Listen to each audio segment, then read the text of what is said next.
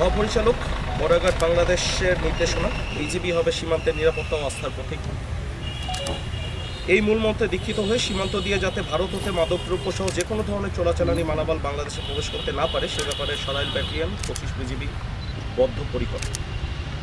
এবং এই দায়িত্ব পালনকালে আজ সকাল 05:30 ঘটিকায় আনুমানিক 05:30 ঘটিকায় ব্রাহ্মণবাড়িয়ার বিজয়নগর উপজেলার চম্পকনগর স্থান হতে একটি মিনি ট্রাক আটক করা হয়, যা থেকে সর্বমোট 15,192 পিস মোবাইল ফোনের ডিসপ্লে, এছাড়া আরেকটি অভিযানে টোটাল 107 পিস উন্নত মানের ভারতীয় কম্বল এবং একটি পিকআপ জব্দ করা হয়।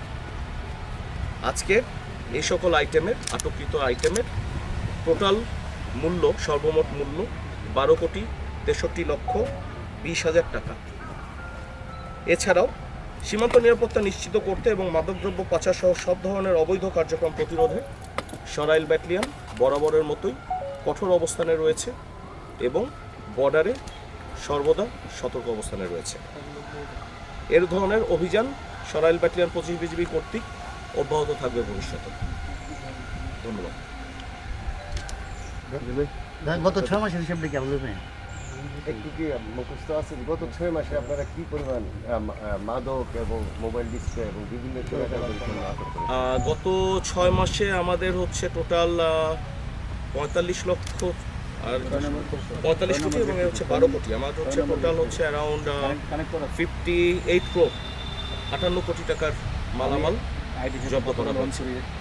আচ্ছা, এই যে আপনারা কিভাবে করেছেন, এটার প্রক্রিয়াটা কি একটু বলবেন? তাদের কিভাবে করেছেন? এটা হচ্ছে আমাদের গোয়েন্দা তথ্যের ভিত্তিতে, আমাদের গোপন গোয়েন্দা তথ্যের ভিত্তিতে আমরা জানতে পারি যে আজকে ভোর রাতের দিকে, ভোর 3:30 থেকে 4টার মধ্যে সীমান্ত দিয়ে মোবাইল ডিসপ্লে প্রবেশ করছে এবং এই মোবাইল ডিসপ্লেটি গাড়ির মাধ্যমে, একটি পিকআপের মাধ্যমে এটাকে ব্রাহ্মণবাড়িয়া নিয়ে এসে এটাকে পাচার করা হবে। সেই তথ্যের ভিত্তিতে আমরা চম্পকনগরের ওখানে বিজয়নগর উপজেলা চম্পকনগর নামক স্থানে আমরা অবস্থান গ্রহণ করি এবং ভোর আনুমানিক 05:30 ঘটিকায় 5:30টায় আমরা ট্রাকটিকে আটক করতে সক্ষম হই। আচ্ছা, আমরা ইদানিং দেখেছি মোবাইল ডিসপ্লে খুব বেশি ধরা পড়ছে, এটার কারণটা কি? মোবাইল ডিসপ্লে ধরা পড়ার পিছনে কারণ হচ্ছে মোবাইল ডিসপ্লেগুলোর দাম বাংলাদেশে অনেক এবং বাংলাদেশে মোবাইল ডিসপ্লে আনার জন্য এখানে কিছু ট্যাক্সেরও বিষয় রয়েছে। বাট ইন্ডিয়া থেকে এটা চোরাই পথে আনলে একটু কম মূল্যে নিয়ে আসা যায়, যার ফলে এই মোবাইল ডিসপ্লে বেশি পরিমাণে এখন বাংলাদেশে প্রবেশ করছে। মাদকের চালান কি কমাচ্ছে নাকি এখন?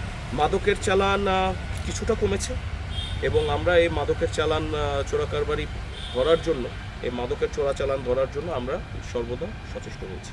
আচ্ছা, দেশের স্থিতিশীলতা নষ্ট করার জন্য সীমান্ত পথে অবৈধ অস্ত্রের একটা আশঙ্কা করা হচ্ছে, এই বিষয়ে আপনাদের প্রস্তুতি? এই ব্যাপারে আমরা প্রস্তুত রয়েছি এবং আমরা সতর্ক অবস্থানে রয়েছি। প্রস্তুতিটা কীরকম বা একটু ব্যাখ্যা করবেন? আমাদের বিজিবি টহল জোরদার করা হয়েছে এবং আমাদের বিজিবি সতর্ক অবস্থানে রয়েছে যেন আমাদের এই 49 কিলোমিটার সীমান্ত দিয়ে কোনো প্রকার অস্ত্র চোরাচালান না হয় এবং একই সঙ্গে পাশাপাশি আমাদের গোয়েন্দা নজরদারি আমরা বৃদ্ধি করছি। ধন্যবাদ।